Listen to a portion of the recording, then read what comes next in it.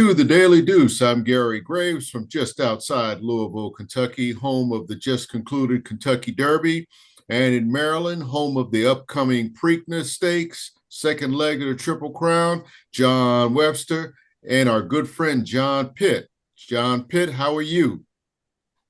Doing great, guys. We got a special guest today. Yes, we do. All right, Hey, John. Let's John go Pitt. right to it, man. Hope you all is well, John Pitt. Always good to talk to you, Gary. I'm glad you enjoyed the Kentucky Derby last week. Good to see you back. We have a special guest today. As always, I'm always excited to have special guests come in the show. We have somebody that I have always looked at from afar and admired and respected and really enjoyed everything they've done. But it's a true honor to have the one, the only Ricky Goins on the show today. Ricky, how you doing, man? How you guys doing? I'm well. All right. Welcome. Thanks for having me. Ricky, one of the things that I do when I have people on the show, I say, I go to some of their friends and I say, when I say the name Ricky Goins, what comes to mind? So I have a few of these comments for you as we start the show off. Ricky, we have a comment here from the one, the only, Henry Discombobulating Jones, the #1 ring announcer. He says you're very good at what you do. You're a great organizer.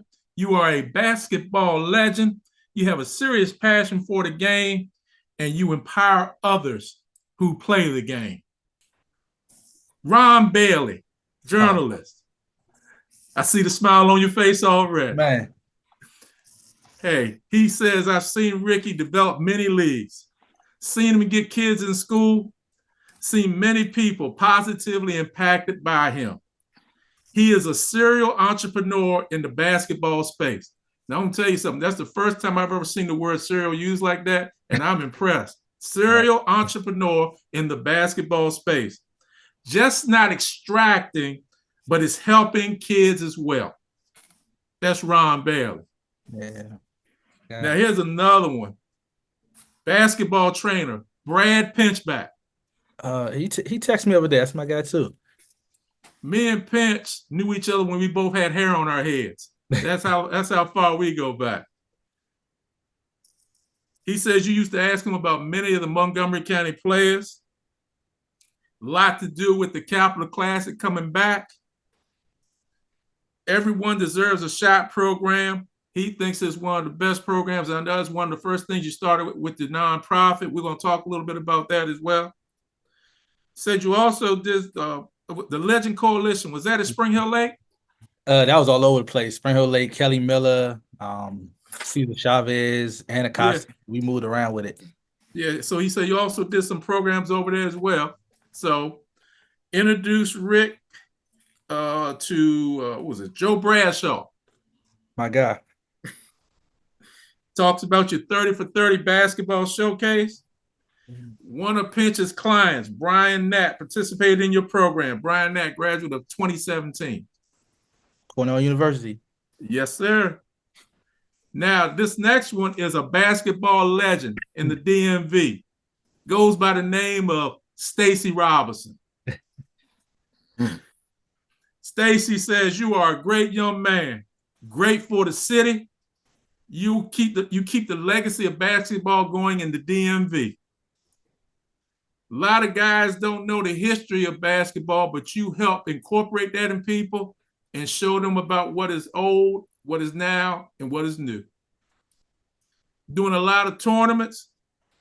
You're well liked by everybody, and the older guys love you because you keep them in the present and you keep people from not forgetting about them. Right. Now, one thing he did tell me to say to you, he said you would know what this means.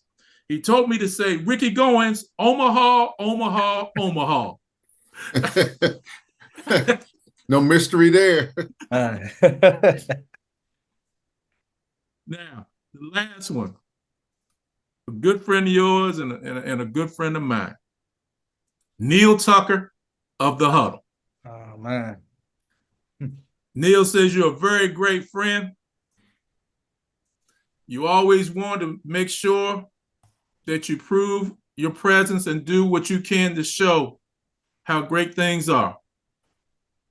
You leave your mark on a lot of things that you do, almost everything that you do. You got a great big heart. You understand the business side of how to run a league or any league. You're very passionate in everything you do. You move with tunnel vision. You're very focused on what you want to achieve. You do your research before you move forward. You know what's going on. You also were a pivotal piece in the development of the huddle. Open doors for the huddle for interviews. You're not selfish. You're very fair. Now, he also told me to ask you a question, too. Now, one-on-one, who is the better player or who is the better shooter? Between me and him? Yeah. Oh, man, that's not even a question. He knows me. Neil can really play, though. Neil can play now. Don't get it. Neil can play. But he ain't stroking it the way you stroke He can shoot it like me, though. With that being said, that's some of the things people said about you. And man, you've done a lot of great things. Like I said, I have sat and I have admired you from afar. I know when you all first started doing the Red Cup and you had that going on with Kurt Smith and Charles Harrison, a lot of things you've done. I know you're coaching. You coached this past year over at Lanham Christian, and I think you won a championship, and your son was on the team, right? Yeah, my youngest son was on the team. We did. Man, what's that like, man? To coach your son and have a championship. What's that like, man? Oh man, it's nothing like it.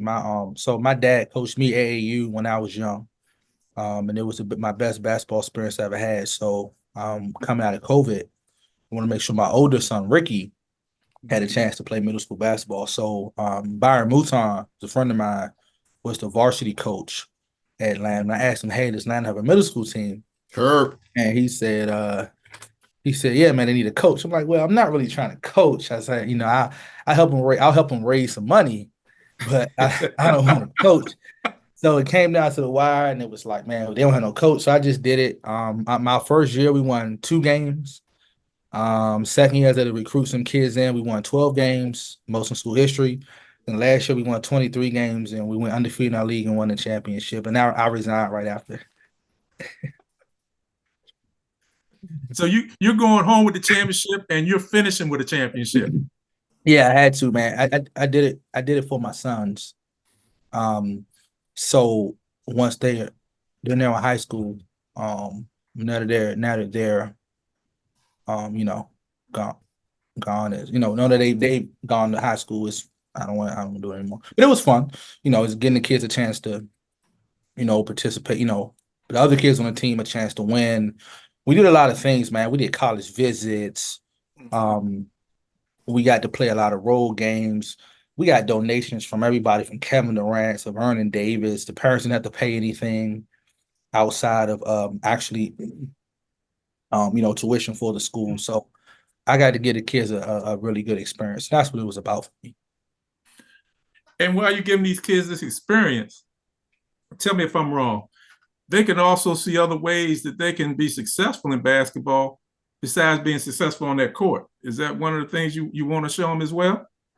No, definitely. And so basketball is a great lesson how to meet people, network with people, and how to kind of really learn how to deal with not just adversity, but different personalities.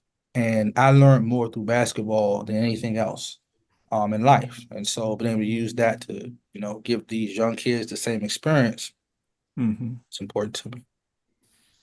Man. So when you were a kid and you mentioned your dad and how important he was to you and working with you playing ball, I know you were at Roosevelt for a minute and you were on the JV there, right?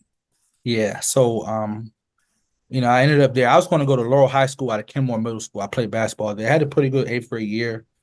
The coach at Roosevelt, who became the girls coach, was the JV boys coach at the time. He came and saw me play. He asked me to come to Roosevelt, and this so happened. Roosevelt at the time was my neighborhood school. So I switched over to go to Roosevelt. Delonte West was leaving. Eddie Baskin was leaving. I talked to Delonte when I was going up there. But once I enrolled in school, the coach that coached me that brought me there decided not to coach. So another guy came in and brought all his guys. Mhm. So that was kind of the time for me to move on. So I transferred to Coolidge where my dad played at. So let me ask you this: at Roosevelt, when you were there, who was the coach of the JV that you said you were going to play for? Who was that? So it was Delton Fuller. He became Okay. the girls coach when a couple Girls states. coach. Yeah, yeah. Um, but he was the boys coach at that time. And you grew up in Greenbelt? I grew up. So I'm from Northeast DC.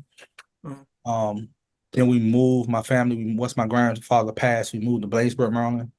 uh-huh. Then Greenbelt, Maryland. And ended up living in Spring Hill Lake community for several years before moving Oh, to wait a Montgomery County. minute. Wait a minute. Back up a second. Did you just say the three most fondest words to me? Did you just say Spring Hill Lake?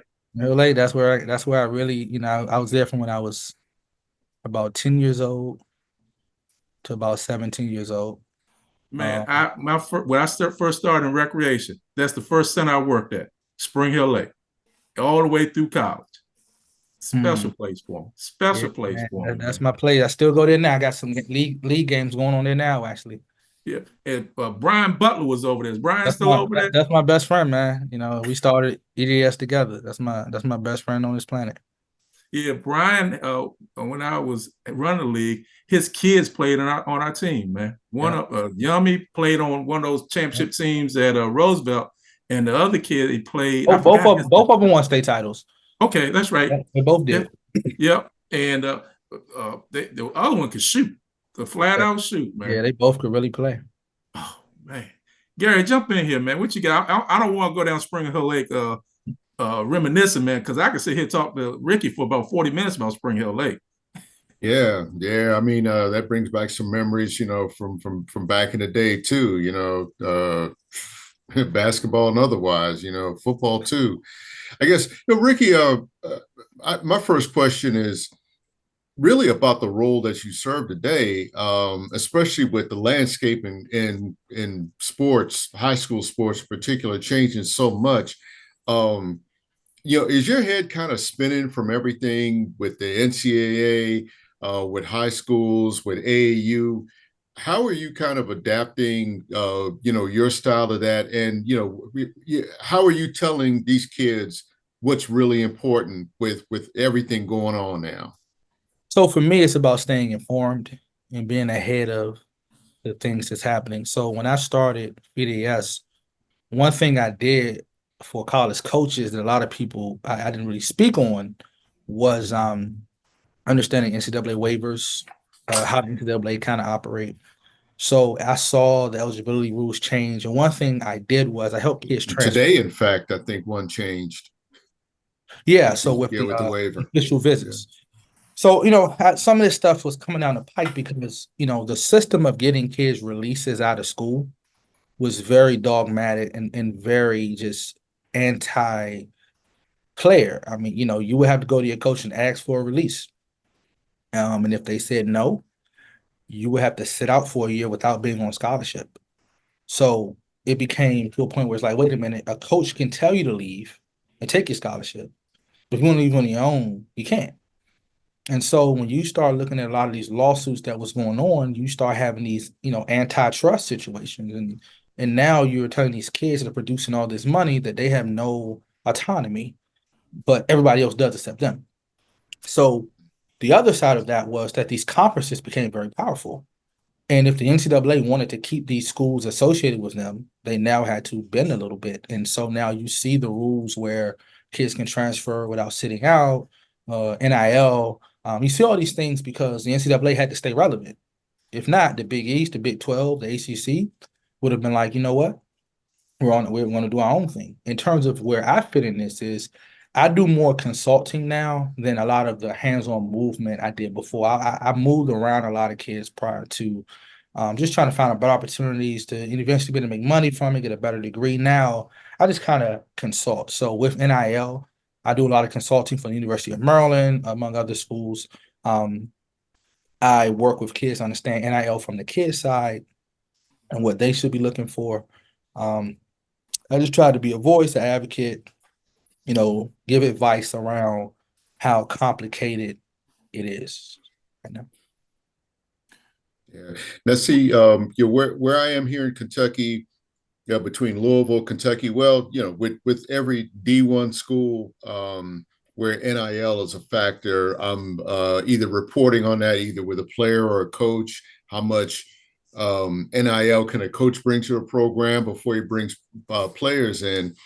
And I really want to get an idea from you how much more difficult has that made your job if that applies? And do players kind of come to you now talking NIL first before they think about where they want to play? It depends on the level. So D2 players aren't really talking about NIL. Low D1 players aren't talking about NIL if they're not haven't been looked at as a prospect that could.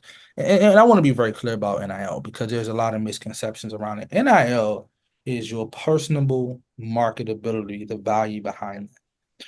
So it's sometimes hard to kind of reconcile good player NIL value because they're not really linked. How good of a player I am may not tie into what my marketability is. So these things called collectives came around and they've kind of tried to be the middle of that would say, okay, well, a kid is worth XYZ based off how he performs.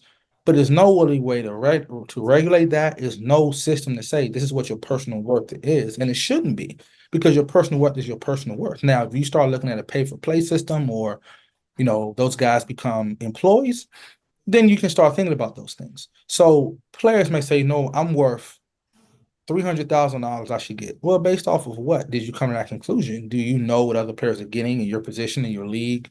Is it a need? And because kids don't really learn economics or how the economy or how the market works, they confuse their basketball value with their NIL value. So I have to kind of help kids understand how those two things are not the same.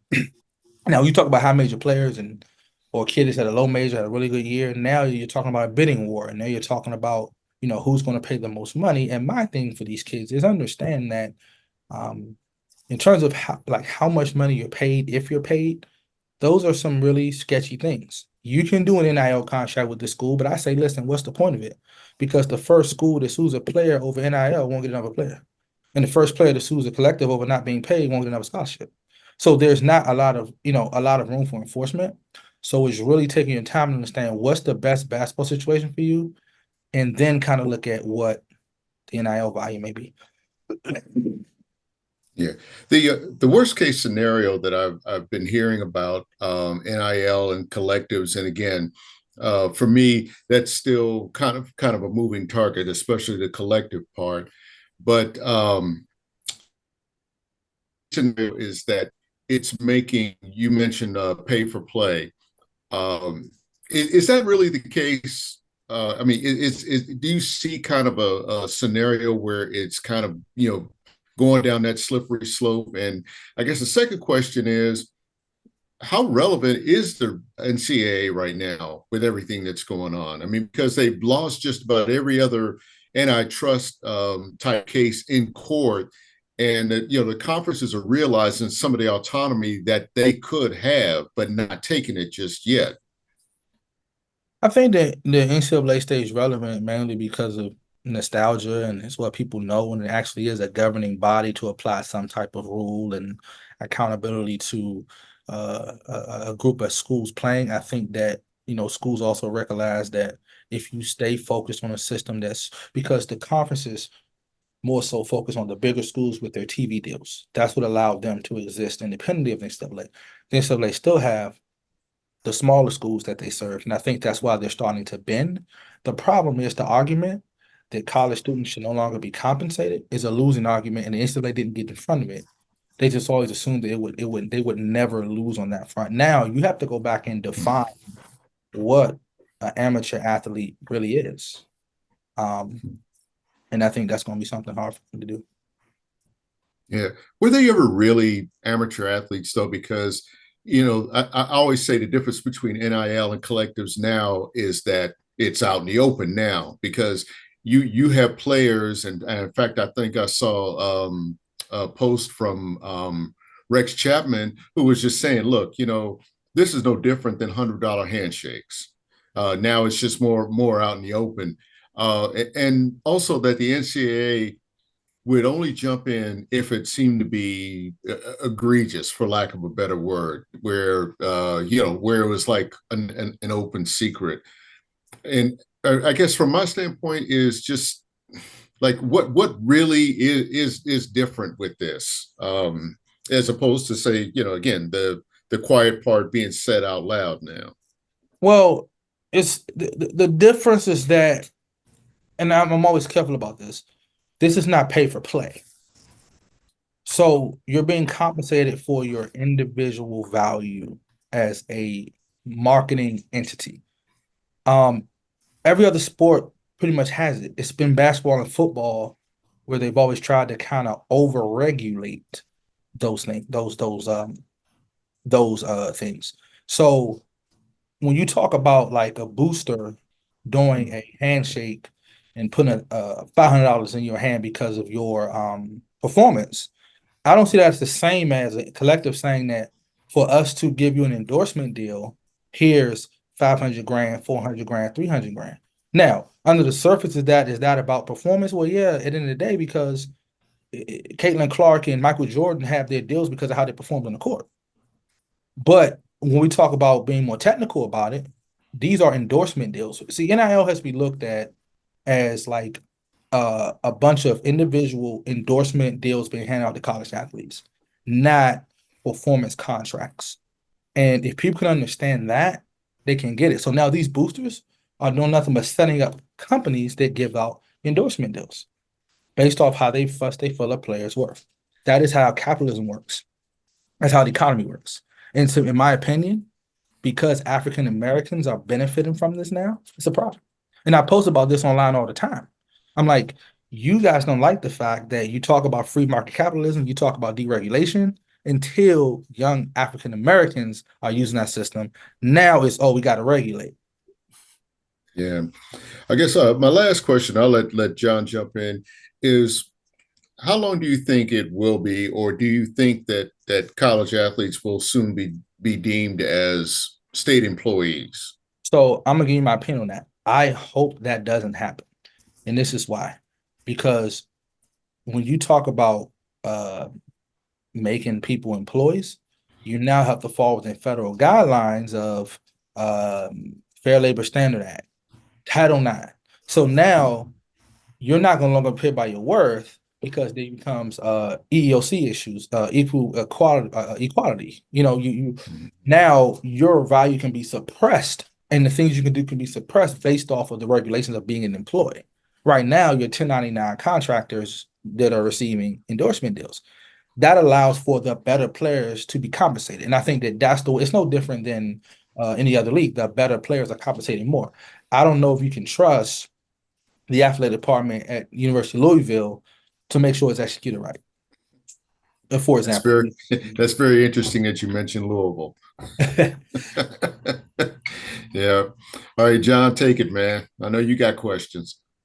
No problem. I'm enjoying sitting here listening about the whole thing with the NIL. Rick, you got in with the NIL on the ground floor level. Would that be fair to say? Did. So, what do you think the biggest thing you've done to help other kids with this and parents? What do you think the biggest thing is? So the biggest individual thing I've done, I negotiated Jameer Young's first, Maryland's point guard first NIL deal with the collective. I continually help Maryland's collective and their players be able to execute the events that they are compensated for. Okay. But other than that, I mean, I've given a lot of kids advice, and just been able to break it down to kids in a way that they can understand it a little better and to be a resource to parents. And that, that's the biggest thing for me. Cool. Your nonprofit, Everyone Deserves a Shot. Really impressive work you did there. Great stuff you did there. Tell us a little bit about it. So EDS started because when I had started coming back to PG County, I met a young man in Spring Hill Lake. His name was Andre Fox, and his college coach had told him that he would not be a Division I basketball player. And so I watched him, and I remember being in high school and having, high school coaches tell me similar things, that I wasn't going to be this, I wasn't going to be that. And I told this kid, I sat down with his parents and I said, if I don't do anything else in basketball, you're going to play Division I basketball.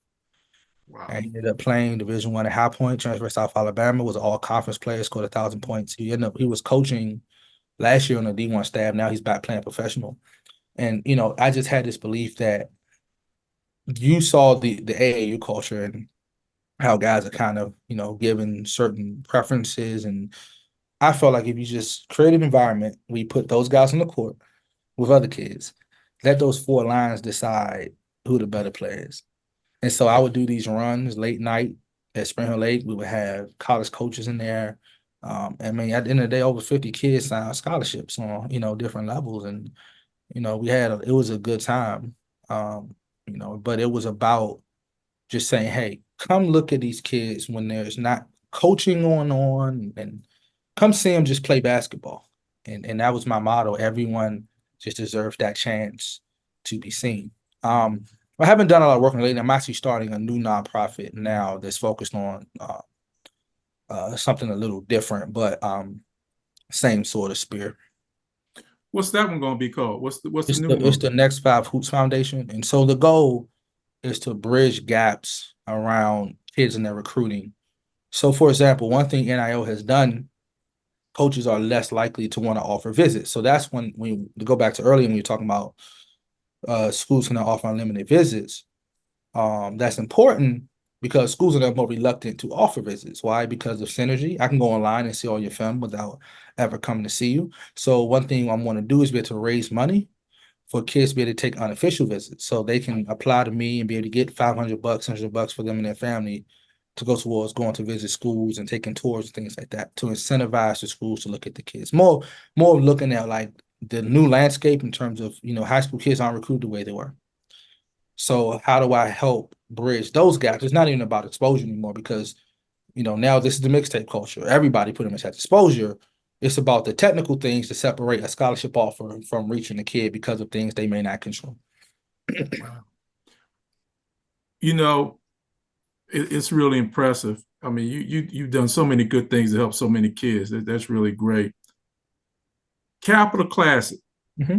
I remember as a kid, I was going to the Capital Classic. I think I got a few years on you, Ricky. So I'm a little older. So I remember the 74 and the 75 and all that kind of good stuff. You brought it back, man. How did that happen? So what ended up happening was Tom Doyle, I'll take a step back. About 7 years ago, Bob Geegan had reached out to me, maybe longer than that, to help out with the game because he was trying to keep it going. But I didn't really get hands-on with it. I had some other stuff going on. In 2017, Pete Diotis, who purchased the game along with Tom Doyle, reached out to me to help out. Again, I didn't really have the time.